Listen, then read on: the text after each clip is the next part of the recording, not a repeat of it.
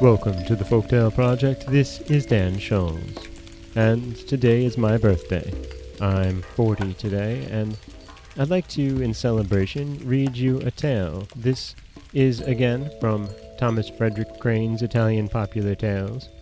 This story today is a very special one to me. It's a version of a very popular tale from the Brothers Grimm called Dr. Knowall, which we've also read.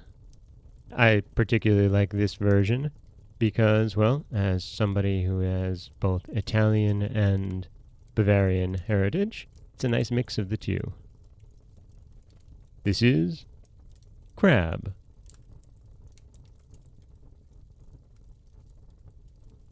There was once a king who had lost a valuable ring. He looked for it everywhere but could not find it. So he issued a proclamation that if any astrologer could tell him where it was, he would be richly rewarded.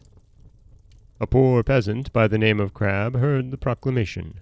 He could neither read nor write, but took it into his head that he wanted to be the astrologer to find the king's ring. So he went and presented himself to the king, to whom he said, "Your Majesty must know that I am an astrologer, although you see me so poorly dressed. I know that you have lost a ring, and I will try by study to find out where it is." "Very well," said the king. "And when you have found it, what reward must I give you?" "That is at your discretion, your Majesty."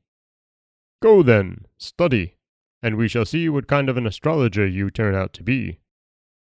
He was conducted to a room in which he was to be shut up to study. It contained only a bed and a table on which were a large book and writing materials. Crab seated himself at the table and did nothing but turn over the leaves of the book and scribble the paper so that the servants who brought him his food thought him a great man. They were the ones who had stolen the ring, and from the severe glances that the peasant cast at them whenever they entered, they began to fear that they would be found out.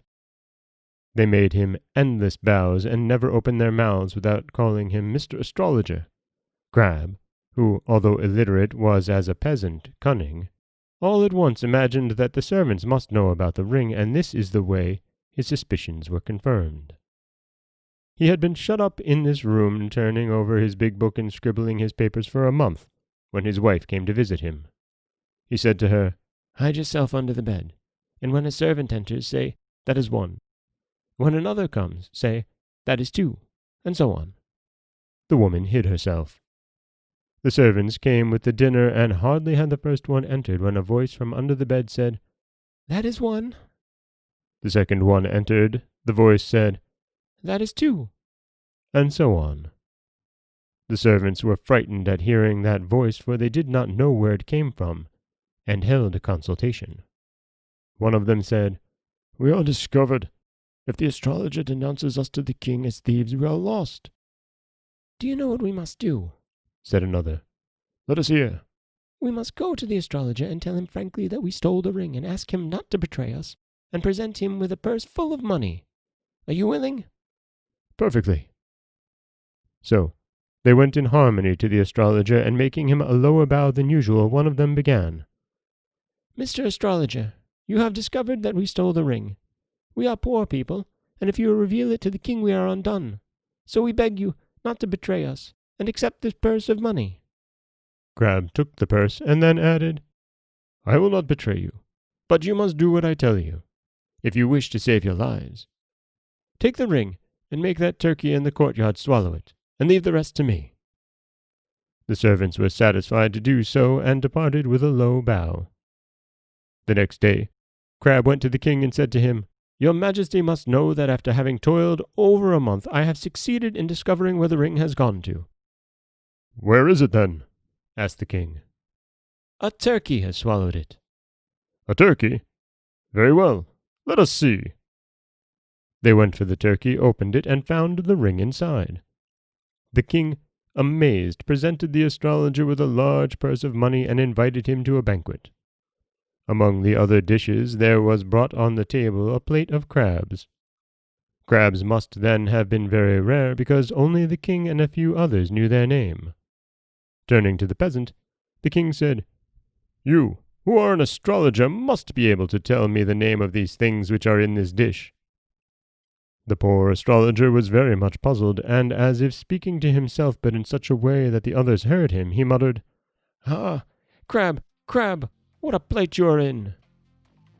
All who did not know that his name was Crab rose and proclaimed him the greatest astrologer in the world. And that is the story of Crab. And it is the Italian version of the Grimm's story of Dr. Knowall. And again, it's another lovely tale of a peasant pulling one over on the king, in such a way that part of it is through cunning and luck, and the other part he just sort of backs into, which I love. This is Dan Scholes for the Folktale Project. Don't forget that you can subscribe to the podcast on Apple Podcasts, Stitcher, Google Play, Overcast, anywhere you like to get your podcasts.